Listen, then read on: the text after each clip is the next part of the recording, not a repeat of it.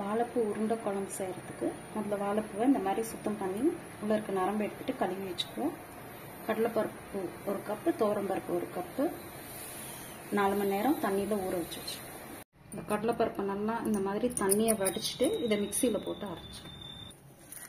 உருண்டைக்கு அரைக்க இந்த மாதிரி ஒரு 4-5 வரமிளகா கிள்ளி போட்டுக்குவோம். ஒரு துண்டு இஞ்சி, ஒரு 3 பல்லு பூண்டு, அது கூட இந்த கடலைப்பருப்பு துவரப்பருப்பு ஊற வச்சதையும் போட்டு அரைச்சிடுவோம். கொஞ்சம் சோம்பு போட்டு அரைச்சிடுவோம்.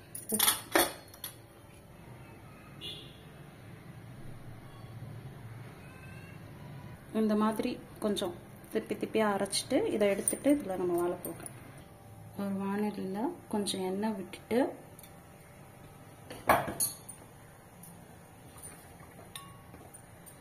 ஒரு 10 சின்ன வெங்காயம்,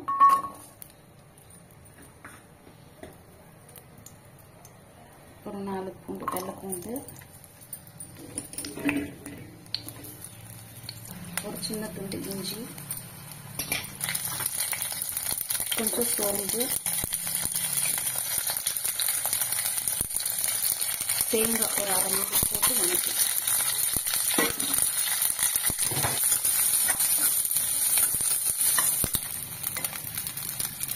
இது நல்லா வணங்கிடுச்சு. இதை ஆற வச்சு மிக்சியில் மசாலா வச்சுக்கணும். வாழைப்பூ உருண்டைக்கு இந்த வாழைப்பூவை பொடி பொடியாக கட் பண்ணி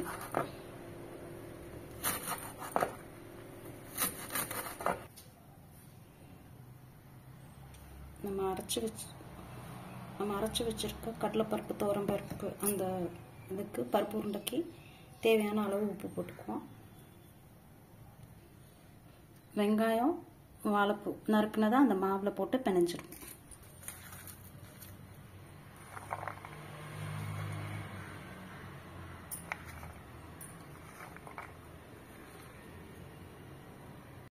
அது கூட கொஞ்சம் கொத்தமல்லி தழை,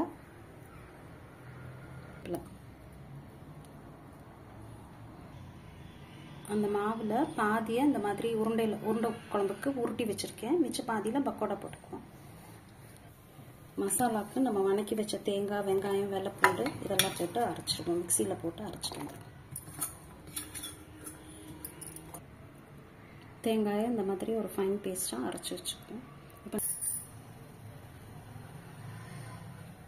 ஒரு வானலியில் ஒரு 3 ஸ்பூன் எண்ணெய் விட்டுக்குவோம். நல்லெண்ணெய், 1 டீஸ்பூன் கடுகு, 1 டீஸ்பூன் வெந்தயம், அதை வெடிச்சோன்னா கொஞ்சம் பெருங்காயம், நறுக்கின வெங்காயம்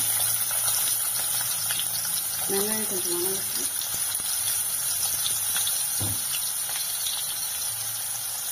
வெங்காயம் வணங்கினோன்னா ஒரு தக்காளி நறுக்கினது அதையும் வணக்கிக்கணும். வணங்கினோன்னா 1 ஸ்பூன் மிளகாத்தூள்,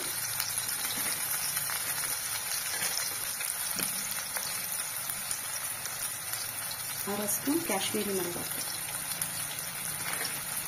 1 ஸ்பூன் தனியாத்தூள், 1/2 ஸ்பூன் தனியாத்தூள், 1/4 டீஸ்பூன் மஞ்சள்தூள்.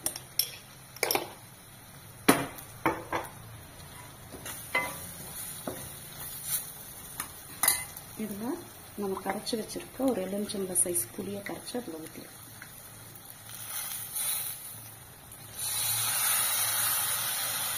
இந்த குழம்புக்கு தேவையான அளவு உப்பு.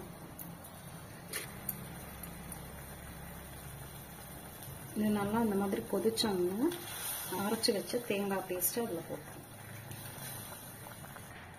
அந்த தேங்காய் பேஸ்ட்டை ஊற்றி இது ஒரு நல்லா கொதி வரணும். குழம்பு நல்லா இப்படி தண்ணியாக இருக்கணும். நல்லா குழம்பு கொதி வந்தோன்னா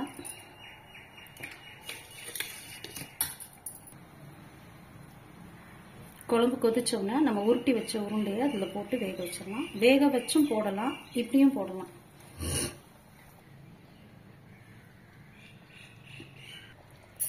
உருண்டை போட்டு ஒரு 10லேருந்து 15 நிமிஷம் கழிச்சு உருண்டை மேலே அப்படி மிதந்து வரும். அது வரைக்கும் நம்ம அதை ஒரு மூடி போட்டு வேக வச்சிடணும்.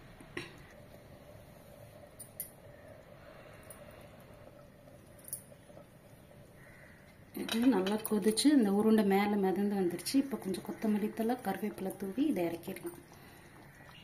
இப்போ மிச்சம் இருக்க மாவில் 2 டேபிள் ஸ்பூன் அரிசி மாவு, கொஞ்சம் சின்ன வெங்காயம் கட் பண்ணி வச்சுருக்கேன் அது, பச்சை மிளகா 2, கருவேப்பிலை மல்லி,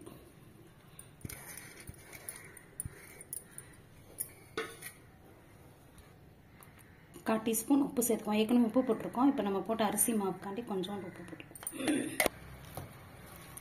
இது நல்லா கலந்து பிணைஞ்சிக்குவோம். பிணைஞ்சிட்டு சின்ன சின்ன பக்கோடாவாக எண்ணெய்க்குள்ளே போட்டு எடுத்துக்கணும். எண்ணெய் காஞ்சோன்னா இதை குட்டி குட்டி பக்கோடாவாக போட்டு எடுத்துக்கலாம்.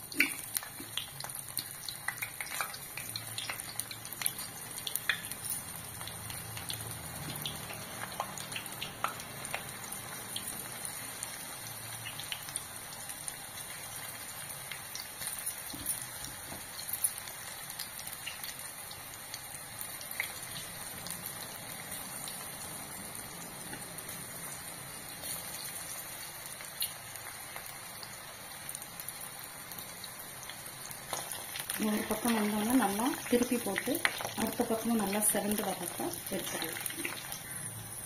இந்த மாதிரி இந்த பக்கோடெல்லாம் மேலே மிதந்து வந்து 2 பக்கமும் செவந்தோன்னா இதை எடுத்துடலாம்.